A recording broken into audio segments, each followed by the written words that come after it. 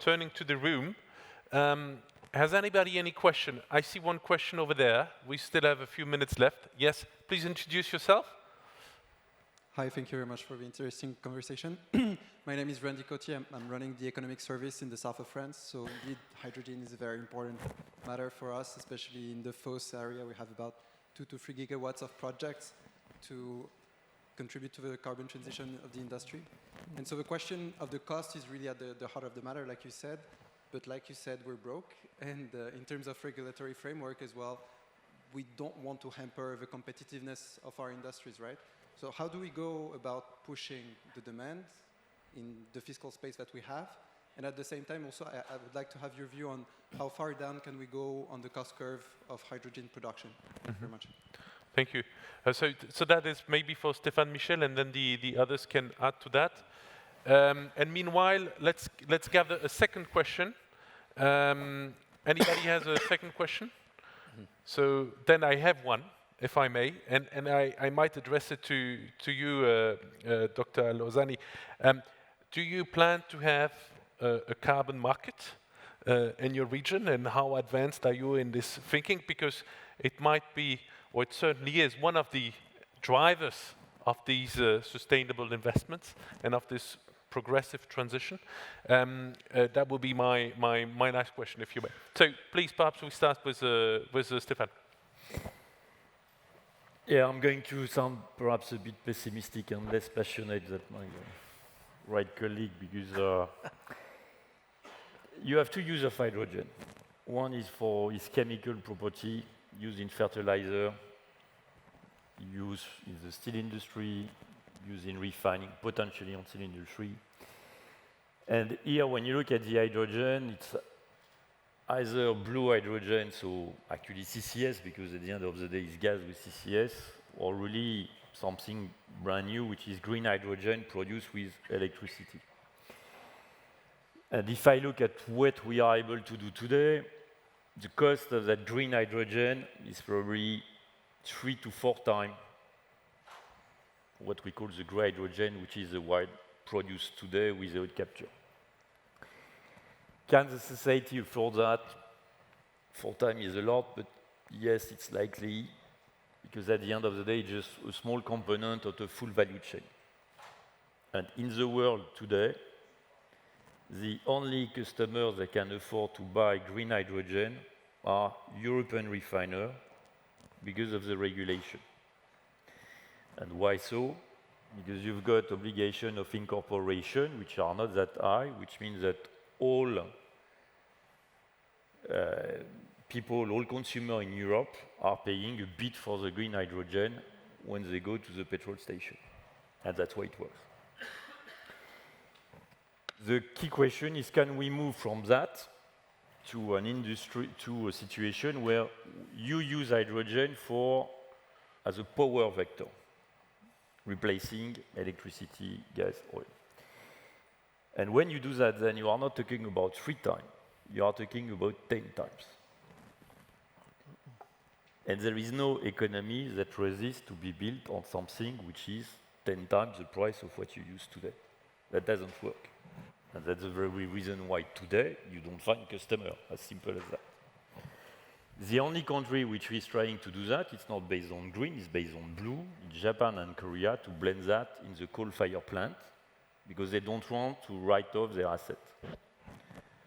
Which, by the way, is a kind of strange, because actually they could build and buy LNG and turn to a CCGT and will do the same, but that's beyond the debate.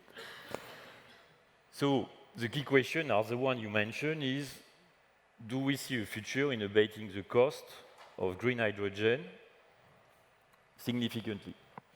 And the big problem is that green hydrogen today is power. So the big question is, where and how can you cut power costs significantly? You've got plenty of countries in the world where you can do that, starting by Middle East, Chile, some of them, Morocco, some of them have been mentioned.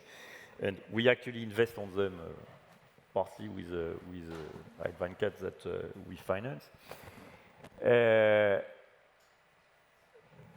there is a limit clearly to what you can do. And then the problem is that you've got your hydrogen in a country where you can relocate everything you want, but not all the industry of the world will go in Chile or Oman. But there is a limit to that. So you need to transform it and transport it and backcrack it. And that chain today is a quite mature chain because it's an industry we know, producing ammonia, backcracking ammonia, transporting ammonia.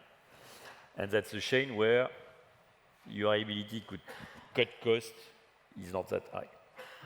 So I would be very surprised if actually you can cut the cost of hydrogen by more than 2 or 3.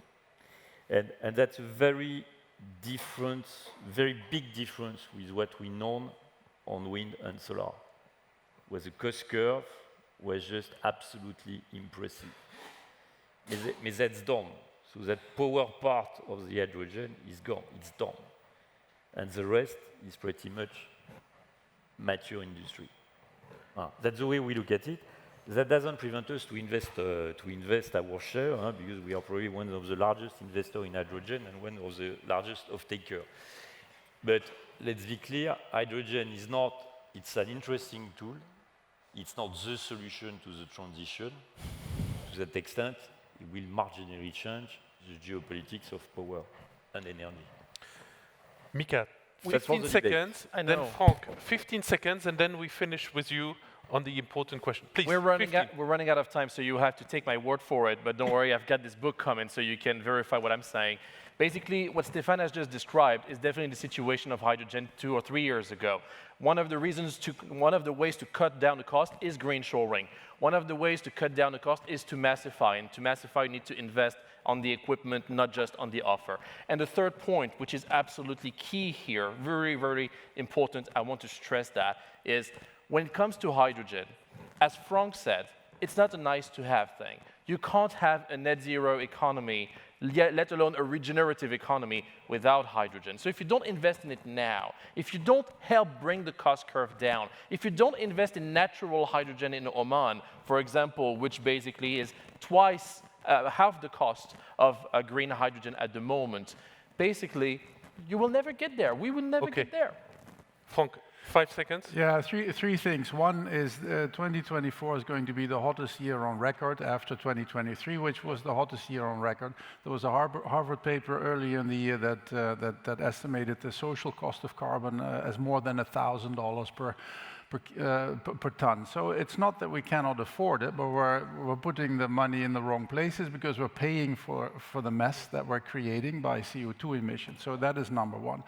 Two, if you look at our proposal for a strategic reserve, and I'm completely with Mikaa, it is not a nice to have. We cannot build a clean energy system without a whole bunch of hydrogen.